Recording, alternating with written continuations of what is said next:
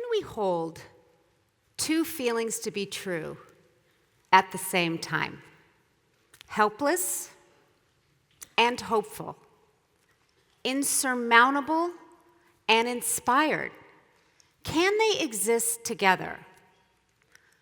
When you're able to hold two contradictory feelings to be true at the same time, in my experience, this is when change really happens.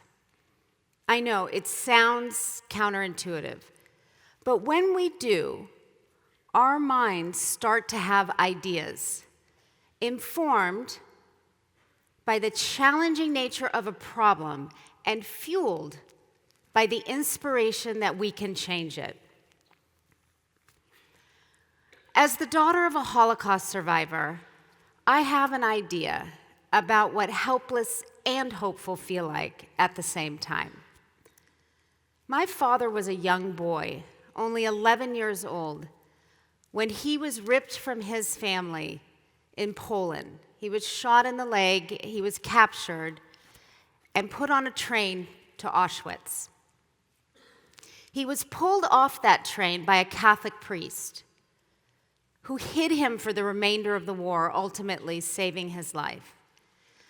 I imagine that day, my father felt both helpless and hopeful. And that small act of courage led to me being here today. And themes of rescue and hidden have always been a part of who I am. I was confronted with this again when I saw the movie Sold.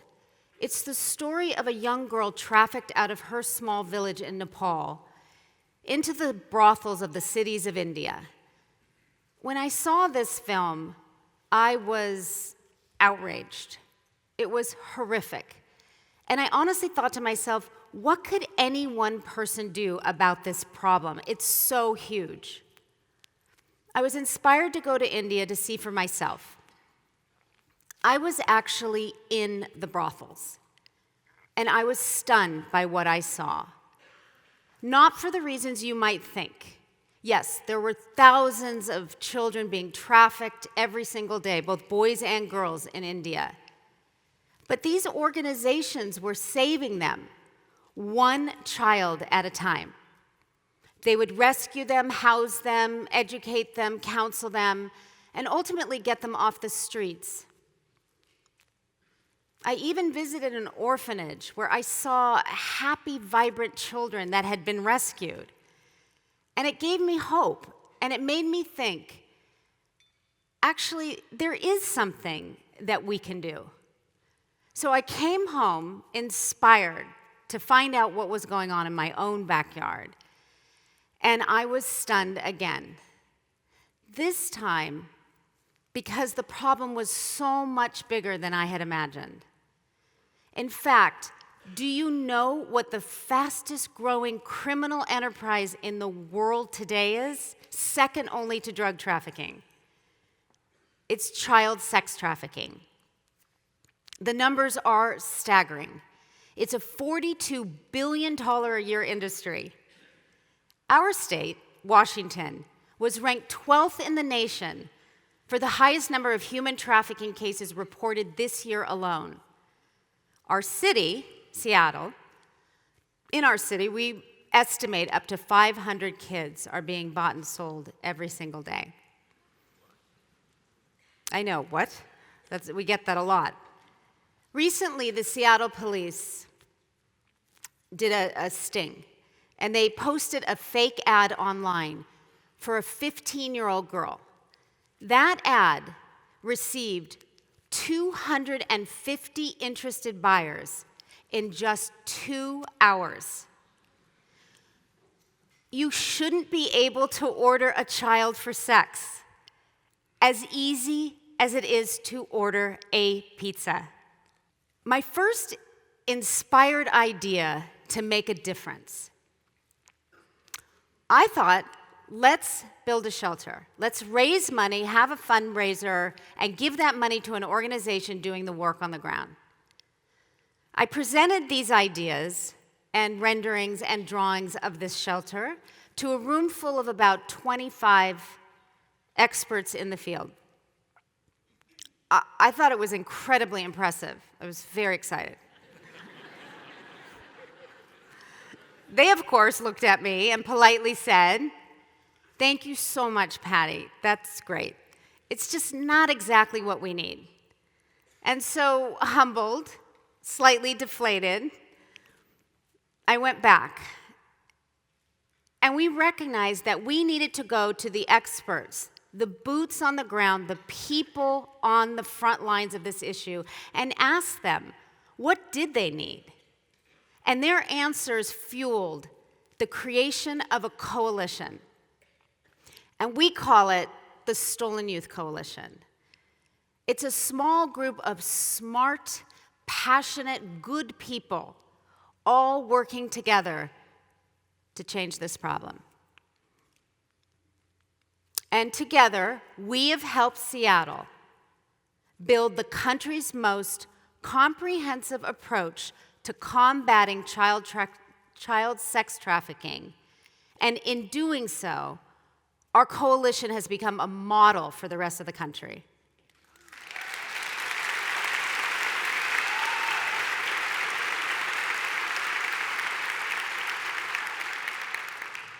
And our work is based on what I saw in India, one child at a time. And we have disrupted the marketplace. And much of that marketplace is now online.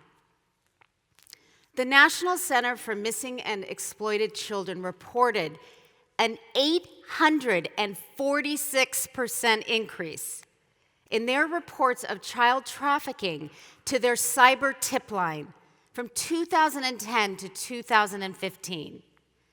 And they would say that that jump, and I quote, is directly correlated to the increased use of the internet to buy and sell children.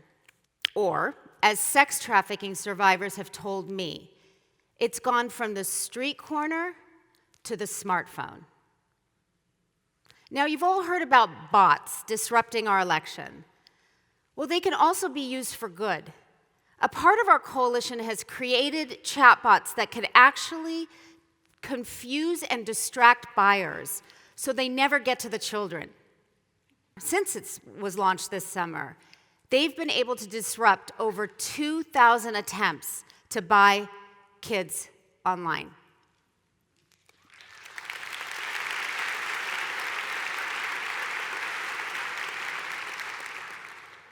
In addition to that, 4 million deterrence ads have posted on Facebook and Google targeting people searching for kids for sex. That's also amazing. When they click through these ads, they are led to information about how not to buy sex. This particular ad is a more in-your-face ad, very direct, and it basically says, if you commit this heinous crime, your whole life will be ruined and the life of your family. To date, over 22,000 people have clicked through these ads, and more are seeking help. And this is part of how we're reducing the demand. We also talk to men about the links between toxic masculinity, which we're all hearing about in the news today, and sexual exploitation. This program is a 10-week intervention program designed to help men examine their motivations and attitudes about paying women and girls for sex. When they begin to learn about the beliefs that were instilled into them at an early age, whether by their parents or by society, they begin to make change. And some of this work has made national headlines, which is fantastic because it's validation for the work we're doing. But it also acts as a very strong deterrent. Media attention is a very strong deterrent. This particular program is part of our coalition. It's a program where they go into high schools and they teach high school students about trafficking by talking to them about healthy relationship behaviors. They've been able to reach over 2,300 students so far. Our coalition also teaches hospitals, hotels, law enforcement, businesses about how to spot the signs of trafficking and how to spot it and report it. And this is really, really important. Simply by reframing the way we look at criminals and victims, we have changed the system. We used to arrest children. Now we arrest buyers. This is awesome.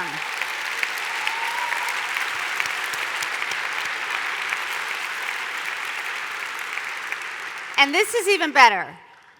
I'm so proud to report that King County has not prosecuted one minor for prostitution in over 3 years.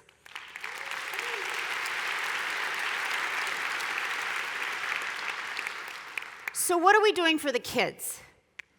Since the coalition started, we've been able to connect over 400 kids to services like safe housing, trauma counseling, drug counseling, vocational training, education, life skill programs, all in order to help them become independent and successful.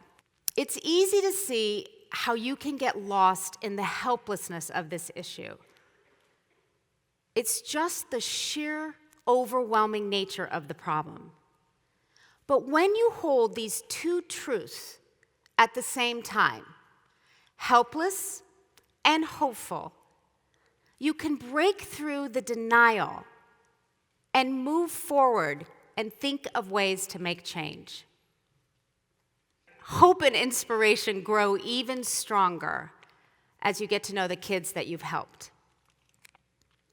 This is JS. She was only 15 years old when she was trafficked. It seems like a very unlikely story. She was a straight-A student, a soccer player, a violinist. She came from what most of us would consider a close, intact, normal family. But one day she received a bad grade. She was unprepared with how to deal with this and afraid to tell her parents. So she left a note and she ran away from home. Unfortunately, she got caught up with the wrong people, and she was trafficked for 108 days for sex before she was rescued, connected to services, and ultimately reunited with her family. Fortunately, her story doesn't end there. She's a beacon of light for other survivors. In fact, she was our keynote speaker this year at our luncheon. And she received a standing ovation from 1,000 people for her bravery. The night before this event, she was rehearsing her speech, and I was watching her. And she became overwhelmed with emotion. You can imagine. And as a therapist, and certainly as a mother, I just thought she's not going to get through this without some sort of secondary trauma. So I went to her and I said to her, "You do not need to go any further. You have come this far. You should be really proud of yourself.